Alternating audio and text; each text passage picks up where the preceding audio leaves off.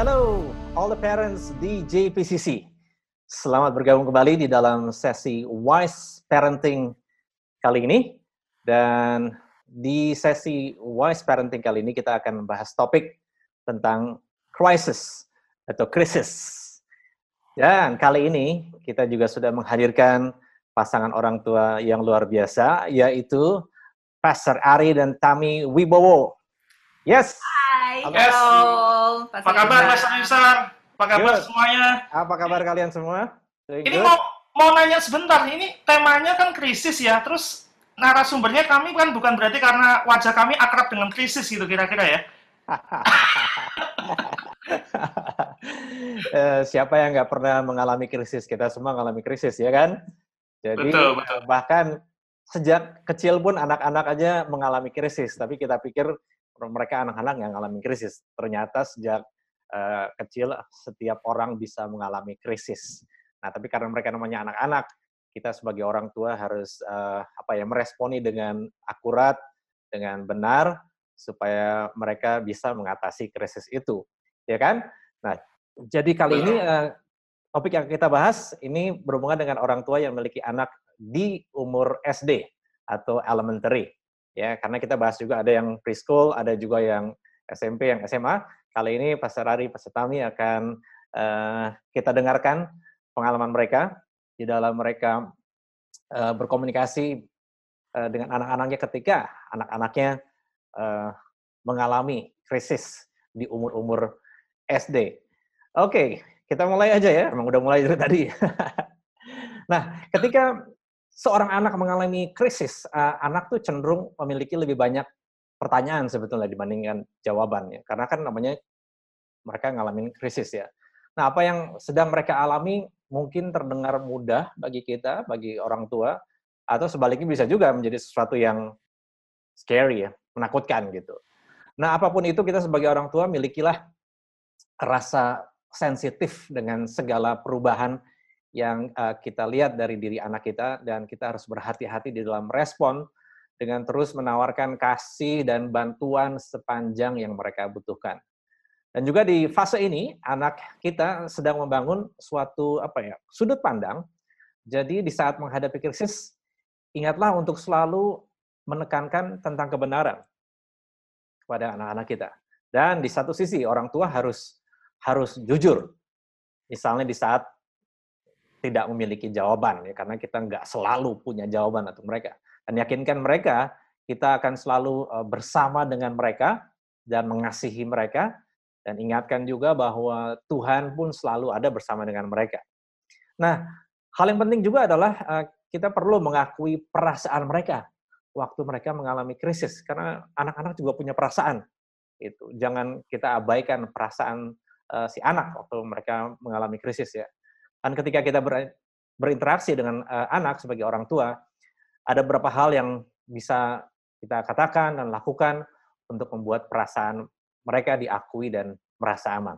Nah, sekarang saya langsung aja mau tanya sama Pastor Ari, Pastor Tami tentang apa yang mereka alami di dalam kehidupan sehari-hari mereka berkomunikasi dengan anak-anak. Saya mau tanya Pastor Ari, Pastor Tami, bagaimana percakapan kalian sebagai orang tua dengan anak terjadi ketika anak-anak mengalami perubahan-perubahan, ada di situasi kondisi yang mengalami perubahan yang signifikan di dalam dirinya, dan bagaimana kalian mengatasi keadaan tersebut. Misalnya, contohnya, ada anak yang berpindah dari TK ke SD gitu ya, itu kan agak beda gitu, atau dari preschool ke TK. Hal seperti itu, bagaimana kalian mengatasinya? Ya, Tami duluan mungkin. Oke, anak kami dua, mungkin yang belum tahu, satu mau usianya mau 11 tahun, 6 SD, kemudian yang kedua adalah Bella. Bella itu kelas 2 SD. Kalau saya lihat kalau untuk perpindahan dari TK ke SD, kebetulan anak-anak kami itu cukup tenang aja, terutama Petra. Kalau Petra itu agak kita pindah-pindahin dari preschoolnya, dari TK-nya, kemudian ke SD itu ada 3 sekolah. Tapi anaknya lumayan tenang, bisa cepat beradaptasi, walaupun nggak cepat akrab, tetapi dia tenang untuk menjalani itu. Dengan teman-teman barunya dia tenang, dia nggak panik. Yang saya ingat kalau untuk Petra itu adalah karena dia adalah anak yang indoor ya, anak yang aktivitasnya itu nggak terlalu suka di luar ruangan, Tapi karena dia anak cowok dan saat ini badannya kecil ya, jadi kita ikutkan taekwondo. Kita ikutkan Wow. taekwondo itu sangat di masa itu tuh dia kayaknya berat banget untuk mau ikut taekwondo sampai gurunya pun ngomong ke kami ini Petra pada saat ikut taekwondo di awal di 1 kali 2 kali pertama dia nangis tapi kita jelaskan ke dia kenapa dia perlu untuk mengikuti taekwondo itu istilahnya senang nggak senang dia harus jalani itu terlebih dahulu kita jelaskan perlunya dia agar badannya nanti kelihatan lebih besar lebih kuat seperti itu karena kita jelaskan nanti itu teman-temannya Petra itu akan beda. Kalau yang sekarang masih kecil-kecil, masih SD, masih cukup dekat, karena sekolahnya juga bukan yang kelasnya muridnya banyak ya, muridnya sedikit. Jadi nanti akan ada masanya dia ada di sekolah yang muridnya banyak. Jadi Petra harus lebih siap untuk berani, salah satunya dengan mengikuti taekwondo itu. Nah, Itu sih yang saya ingat. saya mau tanya pertanyaan-pertanyaan apa yang muncul dari Petra waktu dia sebenarnya agak mau nggak mau ikut taekwondo ini? Krisis apa yang ada di pikirannya? Pertanyaan paling mendasar adalah why me gitu. Kenapa harus Why me ikut? dan atau Iya. kenapa harus melakukan itu? Itu pertanyaan yang sering kali muncul gitu. Nah, tapi kami coba menjelaskan dengan apa yang tadi disebutkan oleh Tami ya. Dan sebenarnya salah satu alasannya juga adalah walaupun Petra ini tadi dikatakan nggak terlalu indoor gitu stylenya, tetapi di dalam learning stylenya dia itu sangat kinestetik. Jadi Hmm. kalau dikaitkan dengan krisis apa yang terjadi hari ini, waktu sekali 2 kali dia belajar harus duduk berjam-jam, terus apa namanya lewat virtual gitu. Itu 1-2 kali dia bisa, tapi mulai ke sini dia mulai harus bergerak nih. Dia harus mulai naik turun tangga, lari sambil kelas lagi berlangsung dia masih harus lari sana sini karena memang kinestetik dan itulah kenapa sebetulnya waktu itu kami juga ikutkan dia untuk taekwondo ya. Iya. Nah, ada satu kejadian yang menarik yang sebetulnya ini mungkin adalah justru kelanjutan dari krisis yang dia alami dalam hal ini. Jadi ada satu ketika dia terpilih untuk mengikuti kompetisi taekwondo. Anak-anak ya ini ya. Jadi itu pertama kalinya Petra ikut kompetisi taekwondo dan dipilih oleh sekolahnya. Lalu kemudian dia berdoa tentunya supaya waktu itu kita nggak tanya ya dia doa apa dia lakukan berdoa. Di Terus, antrian mau tanding itu kan kita udah nggak boleh dekat kan kita udah harus jarak jauh. Iya. Cuma saya lihat dia. Cuma kami lihat dia sikap berdoa gitu. Terus menenangkan dirinya. Terus habis itu sebelum bertanding kita sempat ngobrol sedikit sama dia. Kamu tadi doa apa? Ya doa paling enggak kalau bisa saya bisa lolos lah sampai semifinal paling tidak gitu. Oke, dia punya ekspektasi tertentu nih. Dia udah punya tujuan tertentu. Nah, singkat cerita, waktu bertanding kalah gitu. Dia kalah. Dan kemudian dia nggak masuk semifinal. Nah, tapi karena pesertanya sedikit, kemudian dia berhasil mendapatkan trofi ya, juara ketiga gitulah. Gitu. Nah, pada waktu dia menerima trofi itu, dia bilang gini, wah ini fake ini kemenangan yang palsu, ini nggak real. Gitu. Jadi dia seperti menganggap bahwa ini sesuatu hanya untuk menghibur dia gitu. Nah, tapi lalu disitulah kemudian kami terlibat pembicaraan. Nah, ada hal-hal yang kami bicarakan kepada mereka, kepada Petra dan Bella pada saat sebelum krisis terjadi. Dan ini kami tidak menyadari sebetulnya. Jadi kami tidak merencanakan, tidak mengira bahwa itu dia ingat. Jadi kalau kita lagi main games di rumah, kita lagi ngobrol sama mereka, kami membiasakan untuk ngobrol sama mereka, tanya gitu dari apa yang kita mainkan ini, apa yang kamu pelajari. Kalau kita lagi nonton film, salah satu film yang waktu itu kita nonton ya sama Petra itu Ready Player One. Nah, di film Ready Player One itu ada satu quotes yang sangat menarik. Quotes-nya seperti ini. Sometimes it's not about winning, it's about playing. Dan itu kita waktu kita lagi main games apapun, kita selalu bicarakan itu. Nah, ketika karena kecenderungan anak kalau main game Petra Bella itu kalau udah ada tanda-tanda kalah, mereka udah langsung cari kesibukan sendiri. Aku nggak ikut, Kabur. aku nggak ikut, aku Iya, udah capek. iya, Kecenderungan seperti itu kan, makanya kita Ya, iya. ngomong Jadi ingetin hal waktu itu. waktu terjadi seperti itu, kami selalu challenge mereka dengan, ingat nggak waktu itu ada quotes apa? Oh betul, ya kadang-kadang itu bukan soal kemenangannya, tapi soal kita menikmati permainannya. Nah itu yang kemudian diingat Petra pada waktu kami tanya, kenapa kamu merasa itu nggak real? Kenapa kamu merasa itu yang diberikan kepada kamu itu fake? Ya karena kan aku nggak menang. Tapi kamu ingat yang kita sering kali ulang-ulang bicarakan ya tentang apa? Oh iya, sometimes it's not about winning, it's about playing. Yang penting saya enjoy, menikmati permainannya. Nah itu yang terjadi Pastor Yusar. wow, very good. Jadi yang saya tangkap adalah uh, kalian sebagai orang tua menanamkan tentang bagaimana berada di dalam sebuah proses ya. Apalagi ketika Betul. ingin mencapai sesuatu kemenangan yang bisa jadi juga menjadi sebuah kekalahan gitu ya. Tapi kalian Iya, menanamkan tentang bersedia ada di dalam proses dan di dalam proses itu sebagai orang tua, Pastor Ari, Pastor Tami selalu memberikan kekuatan demi kekuatan supaya dia terus merasa terdorong, terdukung ada di dalam mau terus ada di dalam proses tersebut ya. It's good. betul, Wow. betul. Ya, ya, ya, ya. Tapi kami tidak ini ya, kami bukan terus jadi seperti orang tua yang sangat perfect yang kemudian merencanakan dengan sangat detailnya melakukan pembicaraan-pembicaraan itu, tapi justru ketika krisis terjadi pada anak ini yang kami sadari, pembicaraan-pembicaraan sebelum krisis itu terjadi itu yang menentukan. Ya, ya, ya. Oke, itu Jadi, lebih bagus lagi. Berarti ada semacam pembekalan ya. Kalau iya, anak mengalami krisis, udah dikasih tahu, that's very good. Tapi waktu ada di dalam keadaan tersebut, dia diingatkan, ya tinggal dikuatkan dengan kalimat-kalimat yang bisa mengingatkan dan menguatkan di saat tersebut. Dan sudah melewatinya juga kita bisa melihat kembali pengalaman apa yang dilewati oleh seorang anak ketika dia ada dalam atau mengalami krisis tersebut ya. Kalau dalam konteks ini betul. sesuatu yang mau dia capai, lebih spesifik tadi di dalam kejuaraan untuk Petra ya. It's good, it's good. Iya. Oke, saya masuk ke hal yang berikutnya saya mau tanya. Tentunya di dalam kehidupan sehari-hari, anak kan kreatif sekali ya di dalam apapun aktivitas mereka. Tapi bisa juga dia membuat sesuatu yang menyenangkan kita atau menguntungkan dia, tapi ada juga yang kadang-kadang merugikan dia atau juga tidak membuat kita senang. Ya, sehingga boleh dibilang dia berbuat kesalahan. Dan dengan jelas kita melihat kesalahan yang dia buat atau juga dia sebenarnya tahu antara tahu nggak tahu, sadar nggak sadar salah, tapi dia juga merasa bahwa dia berbuat kesalahan. Nah, bagaimana kalian mengatasi keadaan seperti itu supaya dia merasa ya itu kan waktu merasa bersalah kan ada krisis ya di dalam pikirannya, di dalam hatinya. Bagaimana kalian sebagai orang tua mengatasi keadaan tersebut? Silakan, Ibu Tami.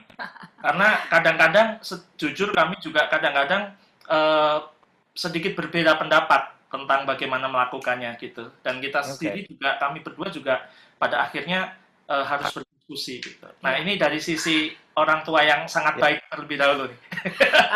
Kalau saya lihat ya krisis anak-anak sekarang kalau lagi sedang ada di rumah, yang akan membuat dia marah, istilahnya kesalahan yang dia bikin adalah krisisnya itu sekarang kan karena kan di rumah, kalau sedang main, namanya anak-anak ya, kebanyakan pasti mereka suka dengan games online. Kalau jaringan tidak bagus, yang ada kan dia akan marah-marah. Ya kan, awalnya marah-marah sampai marahnya tuh sampai minta ganti wifi, ganti provider, seperti itu kan. Terus kita karena marahnya nggak cuma marah ngomong aja, lama-lama kan dia kadang-kadang kan saking jengkelnya namanya anak-anak, dia kadang-kadang main lempar aja handphonenya gitu kan. Tapi untungnya masih ya, lempar di tempat tidur ya, nggak dilempar di lantai gitu kan. Tapi kan saya bilang bahwa lempar pun juga kadang-kadang di tempat tidur ada apa? Ada adiknya juga kadang-kadang gitu kan. Jadi itu salah. Dan marah-marahnya bisa jadi cukup lama juga. Ya kan? Karena setelah dia coba lagi, ternyata jaringannya juga masih belum bagus. Akhirnya dia marah-marah gitu. Karena kita kasih tahu sama dia bahwa resiko marah itu adalah satu, handphonenya bisa rusak. Karena kan dia suka jadinya tek tek tek tek tek tek tek gitu kan. Itu kerugiannya di mana? Kerugiannya kita kasih tahu kerugiannya. Kalau dia marah, ruginya apa? Nanti kamu nggak punya handphone. Nggak mungkin kalau rusak kita beliin handphone lagi, kita nggak. Karena sebelumnya kan Petra baru punya handphone sendiri di usia 10 tahun.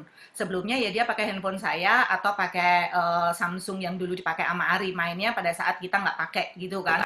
Nah, Ya. pernah sampai akhirnya itu pas kita pergi, karena memang sudah barang lama juga ya, dia rusak karena dia jengkel, rusak. Akhirnya kan nggak punya alat buat main. Yang akhirnya kan kita nggak bisa beliin juga, tunggu sampai 10 tahun baru bisa dibelikan itu. Kerugiannya kita kasih tahu kalau dia marah ruginya apa.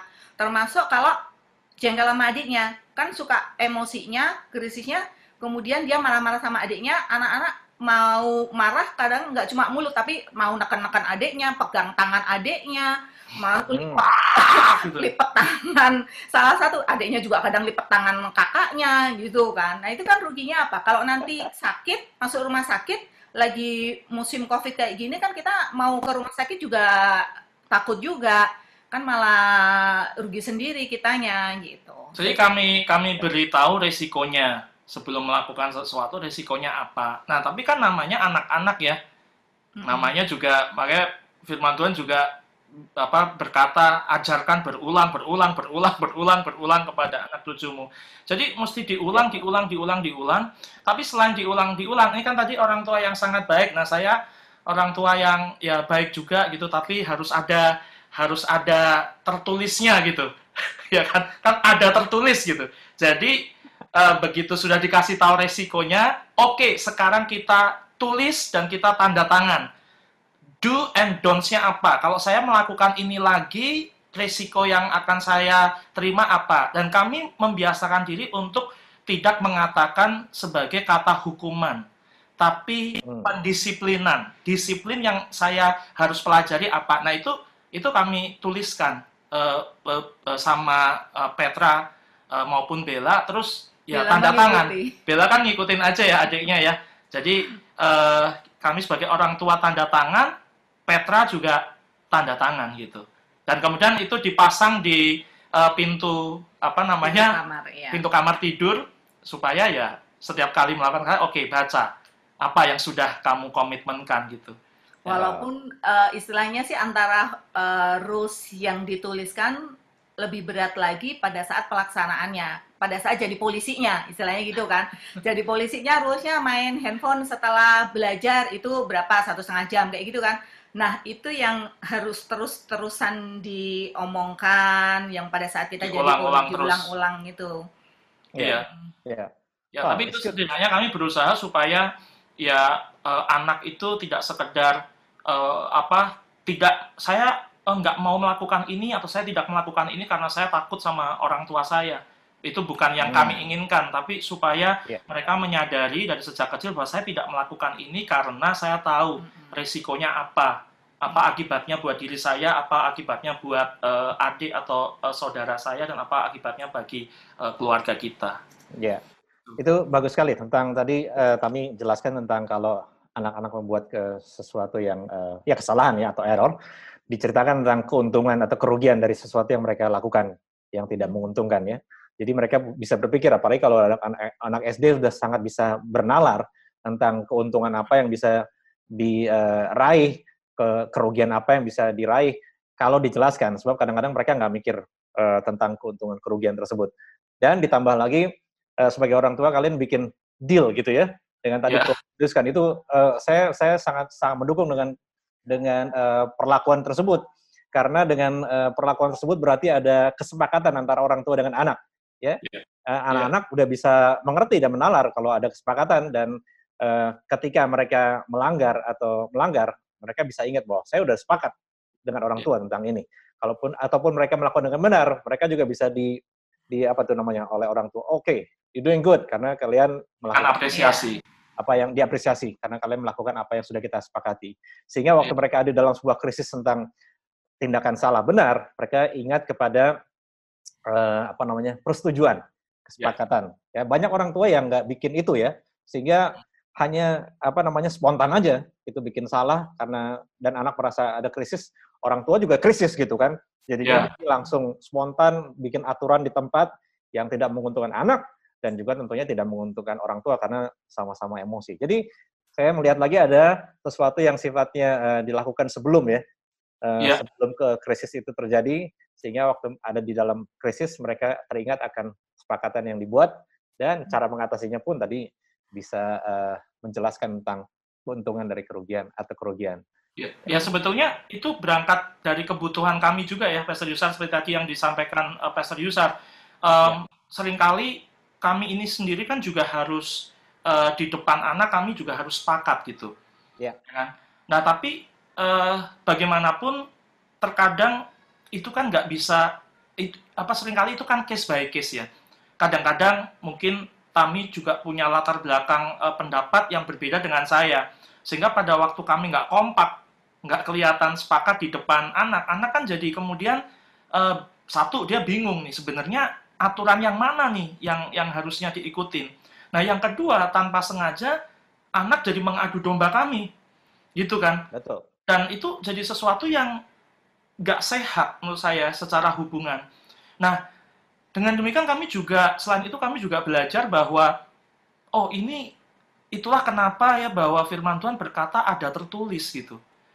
Nah, itulah yang menyebabkan kemudian kami buat peraturan yang tertulis itu, dan kami jelaskan bahwa ada tertulis itu bukan untuk meniadakan hubungan. Ada tertulis itu bukan terus kemudian karena apa-apa sudah tertulis kemudian kita nggak perlu ngobrol, kita nggak perlu komunikasi, bukan. Ada tertulis justru untuk melindungi hubungan.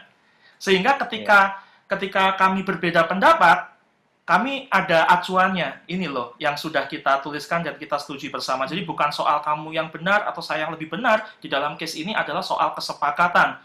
Ya kan, karena kami juga mengimani bahwa firman Tuhan berkata bahwa di mana ada kerukunan, kesanalah berkat Tuhan diperintahkan untuk selama-lamanya. Nah, itu yang kemudian kami sih juga belajar secara langsung mengaplikasikannya. Ya, tapi itu melalui proses ya, kami nggak dari awal langsung tahu nih bikin ini bikin itu, enggak. Ya, very good. So, selain kita mengatasi krisis anak, kita juga mengalami kecenderungan krisis yang terjadi antara kita sebagai suami dan istri yang berposisi sebagai ayah dan ibu ya. Kalau kita nggak sepakat, malah kita bisa terjadi krisis antara kita, hubungan kita suami dan istri ya sebagai ayah dan ibu karena perbedaan pendapat dan opini itu.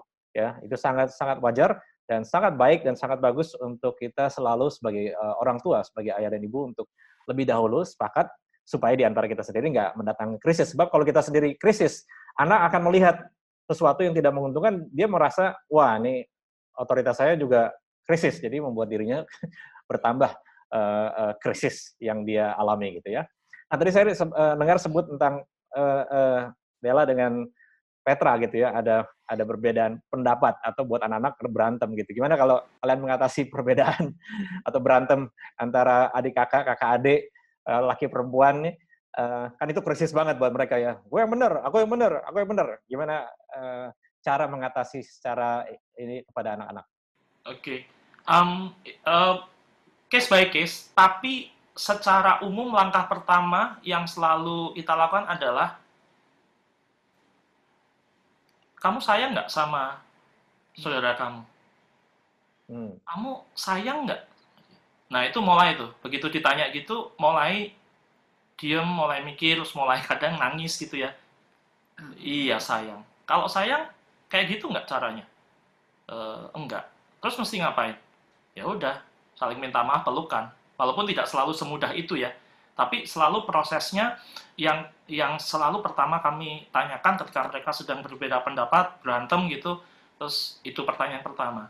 Apakah kamu mengasihi saudara kamu sayang nggak sama dia, gitu sih Mas Yusar. Nah, setelah itu ya kelanjutannya adalah ada tertulis ya kan, yang sudah tertulis tadi apa konsekuensi yang kalian harus terima ya, harus terima disiplin apa, gitu sih ya. Jadi basicnya adalah grace ya, tentang mengasihi adik kakak atau anggota keluarga yang ada di rumah ya, sehingga dengan dasar kasih itu, krisis apapun, apalagi kalau ngomong soal hubungan ya, relationship antara siblings atau juga dengan orang tua dengan anak, kasih mendasari segala sesuatunya. Ya. Nah, oke, mungkin beberapa pertanyaan terakhir saja.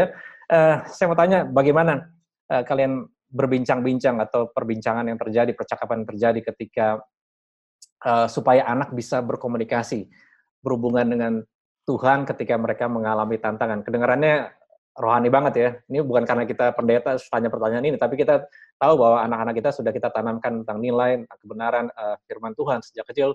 Dan di umur SD mereka sudah bisa mengerti tentang keberadaan Tuhan dan gimana kalian berkomunikasi, bukan saja mengajarkan, tapi percakapan dengan anak-anak ketika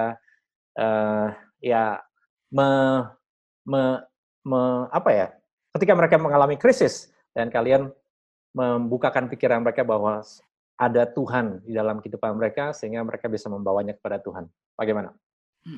Ya, ini menarik. Nanti mungkin Tami akan menjelaskan detailnya. Tapi saya jadi teringat, Pastor Yusar, sebetulnya kami juga pernah mengantisipasi krisis yang terjadi sama mereka, yaitu pada saat kami mau diordin sebagai pendeta. Karena bagaimanapun kami juga mengantisipasi krisis itu buat kami potensi krisis untuk mereka. Ya, karena mereka jadi punya ekspektasi tertentu, ya. Jadi yang kami nggak mau adalah mereka, karena sekarang papa mamanya pendeta, terus saya jadi harus begini, harus begitu, saya nggak bisa ini, nggak bisa begitu. Nah, kami nggak mau karena sudah SD, sudah tahu ya, sudah ada pemikiran-pemikiran seperti itu. Karena yang kami amati adalah pada waktu di dalam proses itu kami ngajak ngobrol mereka, satu ketika, ya ini sebenarnya ini menarik, sesuatu yang sebetulnya sudah secara natural kami lakukan, seperti misalnya aturan-aturan di meja makan ya. Misalnya, makannya coba jangan cuma pakai sendok, tapi juga garpunya dipakai gitu. Itu sebetulnya secara natural sudah terjadi. Tapi ketika mereka tahu bahwa kami sedang di dalam proses untuk kemudian menerima panggilan sebagai pendeta, itu jadi sensitif buat mereka. Jadi waktu itu pernah ya kita ingatkan kan, padahal hal yang sudah berulang-ulang, hal yang sama. Ayo coba garpunya dipakai. Terus Petra waktu itu ngomong gini, saya ingat banget. Memang kalau mau jadi anaknya pendeta itu jadi aturannya jadi banyak ya, jadi mesti begini, mesti begitu. Nah, itu alarm buat kami. Itu alarm. Nah, karena itu kami padahal nggak ada sangkut pautnya, karena itu sesuatu yang sudah secara berulang secara natural kami juga lakukan gitu. Ya. Nah, tapi kami jadi alarm buat kami untuk kemudian ngobrol lagi sama dia dan mempersiapkanlah dia bahwa ya pada dasarnya sama aja Petra, dan kemudian kami ajak dia, kan sebelumnya kamu juga sudah lihat ya bagaimana ayah sama bunda menjalankan fungsi sebagai debt leader, sebagai head debt facilitator. Kan juga melihat nggak ada yang berubah, Petra, nggak ada yang berubah. Cuma title atau fungsi itu diperluas supaya dampak ayah sama bunda juga bisa jadi lebih luas. Itu aja, tapi nggak ada bedanya. Nah, itu yang kemudian sebelum kami memutuskan untuk mengiyakan panggilan sebagai pendeta, itu yang kami bicarakan terus sama Petra sama Bella, supaya mereka tidak punya ekspektasi tertentu yang kemudian mengubah ya, jadi nggak natural, jadi apa adanya. Itu yang kami nggak mau sebetulnya. Itu yang terjadi gitu. Tapi ada detail-detail tertentu di dalam hubungannya dengan membangun hubungan dengan Tuhan. Kami sering menggunakan ada beberapa alat bantu yang kami gunakan, ParentQ pastinya, tetapi setiap malam dari sejak sudah tahun lalu ya 2 tahun terakhir ada aplikasi Devotion yang cocok memang buat anak-anak, yang kemudian setiap malam Petra lakukan. Itu nggak usah diingatkan, mereka sudah jalan sendiri. Petra gitu. Ya, kalau Bella masih kadang ikut dengerin, kadang enggak. Kalau Petra udah otomatis setelah doa malam dia akan dan biasanya devotion. Setelah dia selesai, sebelum tidur, kami cuma lemparkan satu pertanyaan. Sebenarnya pertanyaan yang sama setiap kali kami habis nonton film bersama, atau Petra habis baca buku, itu selalu pertanyaan yang sudah sejak awal kami selalu tanyakan. Ya, kami sepakat setiap kali habis nonton film, ataupun setiap kali habis devotion, kita lemparkan satu pertanyaan. Apa yang kamu pelajari, atau insight apa yang kamu dapatkan, apa yang kamu suka, apa yang bagus dari pesan tadi gitu. Ya, terus baru yang kedua itu yang kemudian membuat kami bisa nyicil gitu. Pada waktu apa namanya di dalam proses selanjutnya kami tinggal ngajak ngobrol. Kamu mau implementasinya seperti apa? Apa yang bisa membantu kamu di dalam kamu belajar lebih baik, di dalam kamu mengerjakan tugas kamu lebih baik dan ya dan hal-hal seperti itulah gitu. Ya, ya. So, saya kembali melihat lagi bahwa bukan hanya sekedar karena kita sebagai orang tua adalah pendeta, tapi karena kita adalah ya orang tua yang menginginkan anak kita bertumbuh di dalam pengenalan akan Tuhan. Jadi kita perlu dan saya rasa saya ganti dengan kata harus untuk menanamkan nilai mereka adalah baik berhubungan dengan Sang Penciptanya, dengan Sang Bapa, dengan Tuhan. Ya sama juga dengan anak-anak saya. Mereka tidak melihat saya sebagai seorang preacher, seorang pendeta, seorang pastor, tapi mereka karena pernah ditanya siapa di small groupnya, siapa favorite preacher anggota dari small groupnya. Masing-masing menjawab dan ketika sampai di anak-anak saya dia menjawab seseorang yang bukan saya. Terus yang lain bilang, kok bukan your daddy? He's my dad. He's not a preacher. He's not a pastor. Dia adalah ayah saya. Jadi ya saya tidak melihat dia sebagai seorang pendeta, tapi dia adalah ayah saya. Ya, tapi hal tersebut perlu ditanamkan kepada anak bahwa ada otoritas yang tertinggi di dalam kehidupan kita sebagai orang Kristen, yaitu Sang Bapa, Tuhan Yesus Kristus dalam kehidupan mereka, supaya mereka belajar untuk terhubung dengan Tuhan ketika apalagi mereka mengalami krisis seperti itu ya. Oke, saya rasa kita udah sampai waktu-waktu terakhir. Saya mau ini satu hal praktis tadi keinget Pastor Yusar. Ya, boleh. Kami juga sedang apa ya kalau ngajak ngobrol Petra sama Bella, boleh nggak ya nggak harus sih, tapi boleh nggak kamu kalau berdoa kata Tuhan diganti Bapa. Nah, itu yang kami juga contohkan. Bukan salah, tapi bukan salah, tapi kamu coba pakai kata itu aja. Dan itu yang kami contohkan setiap kali doa makan atau doa mau tidur atau kita lagi doa bersama, kata Tuhan itu kami ganti dengan kata Bapa. Karena supaya dari sejak kecil mereka menyadari bahwa ada otoritas tertinggi di atas bapaknya di dunia ini, yaitu ada Bapa di surga yang punya otoritas lebih. Sangat tidak ada salahnya dengan hal itu, karena memang Tuhan kita adalah Bapa dan kita adalah anak. Sejak kecil mereka bisa diberi pengertian bahwa mereka memiliki Sang Bapa yang ada melindungi, menolong, menjaga keberadaan mereka, dan mereka adalah anak dari Sang Bapa tersebut. Ya, oke. Sampai yang sudah terakhir, mungkin saya hanya minta nggak ada di list pertanyaan saya. Saya mau tanya bagaimana tips terakhir tentang sebagai orang tua menghadapi anak di umur 6-12 ketika mereka menghadapi krisis. 1-2 kalimat terakhir dari Pastor Ari, Pastor Tami. Ya, kalau dari saya basically B2 aja. B2 ya, bukan B2 yang itu tuh. Oke, apa ini? B2 itu sebagai orang tua tidak ada yang paling ideal, ya, tidak ada yang paling sempurna bahkan. Tapi karena itu ya mesti B2 aja. B2 itu B yang pertama, be yourself. Just be yourself.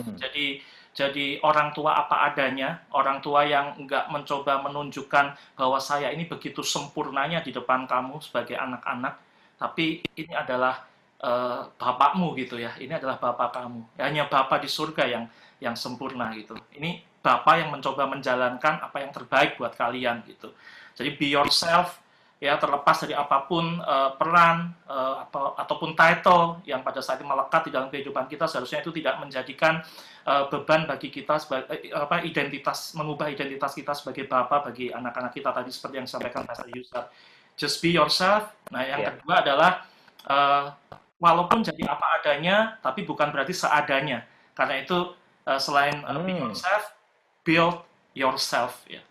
Build yourself, bangun diri kita sebagai orang tua supaya bisa menjadi jauh lebih baik, lebih relevan buat anak-anak kita, dan dengan apa yang kita lakukan, kita tentu semua berdoa bahwa mereka bisa melihat bahwa kasih Bapa di surga itu adalah segala-galanya bagi mereka. Ya. Be yourself and build yourself. Be yourself and build yourself. Ya. Kalau saya mau nambahin, kalau yang lebih besar, kalau Petra itu kan kadang-kadang karena dia cukup emosi gitu, kadang-kadang dia menyadari bahwa dia emosi, dia marah, kemudian dia setelah itu dia akan nanya, Bunda, kalau aku kayak gini, tadi marah-marah sama adiknya, marah-marah seperti itu, Bunda masih sayang sama aku nggak sih? Dia kadang-kadang nanya seperti itu. Terus saya bilang, ya pasti. Walaupun Petra salah, mau seperti apapun, Bunda sama Ayah tetap akan sayang sama Petra, gitu. Kita kasih tahu hal itu. Kadang-kadang, karena anak-anak itu kan walaupun dia cepat lupa dengan kesalahannya, tapi dia juga ingat, ini nanti kalau salah seperti ini gimana ya orang tua ke dia. Kita kasih tahu bahwa kita akan tetap sayang apapun yang terjadi, tetapi Petra juga harus tahu bahwa ayah sama bunda tetap akan ngasih tahu Petra. Kita tetap sayang, tapi tetap kita akan ingatkan. Jangan pelit untuk berkata I love you kepada anak-anak kita. Iya. Wow, thank you banget. Dalam waktu relatif singkat, kita banyak memperoleh gems dari Pastor Ari dan Pastor Tami. Thank you so much. Be yourself, build yourself, itu menyangkut kita sebagai orang tua. Dan juga kasih adalah dasar di atas segala-galanya. Ketika anak mengalami krisis, dia tahu bahwa orang tua akan tetap mengasihi keberadaan mereka. Ya. Nah, ketika anak alami krisis, tentunya orang tua sangat berperan penting untuk masuk sebagai pembawa damai di dalam kehidupan mereka. Dan itulah saat ketika anak melihat dan mengalami, ketika mereka memperoleh kekuatan atau penghiburan dari otoritas mereka, orang yang paling dekat yaitu orang tua. Ya, it's okay untuk mengalami krisis atau pergumulan. Anak-anak akan belajar bahwa selalu akan ada jalan keluar atas krisis yang dialami. Dimulai dari penguatan hati yang mereka terima dari orang tuanya. Saya tutup dengan Amsal 6 ayat 20-23. Amsal 6 ayat 20-23. Anakku, lakukanlah apa yang diperintahkan ayahmu dan jangan lupa akan nasihat-nasihat ibumu. Ingatlah selalu kata-kata mereka dan simpanlah itu di dalam hatimu. Ajaran-ajaran mereka akan membimbing engkau dalam perjalanan, menjaga engkau pada waktu malam dan memberi petunjuk kepadamu pada waktu engkau bangun. Petunjuk-petunjuk orang tuamu bagaikan lampu yang terang. Teguran mereka menunjukkan kepadamu cara hidup yang baik. Saya rasa itu juga menjadi dasar untuk kita berperan sebagai ayah dan ibu bagi anak-anak kita di dalam situasi kondisi apapun, termasuk mereka mengalami krisis. Sekali lagi terima kasih banyak Pastor Ari, Pastor Tami atas segala sesuatu yang sudah disampaikan. Saya percaya ini menjadi berkat bagi para orang tua di JPCC. Dengan demikian, akhir sudah sesi Wise Parenting kita kali ini. Kita akan berjumpa kembali lagi di topik yang lainnya di waktu-waktu mendatang. Terima kasih banyak. Sampai ketemu. Terima kasih Pastor Ari, Pastor Tami. Thank you. God bless. Bye everyone.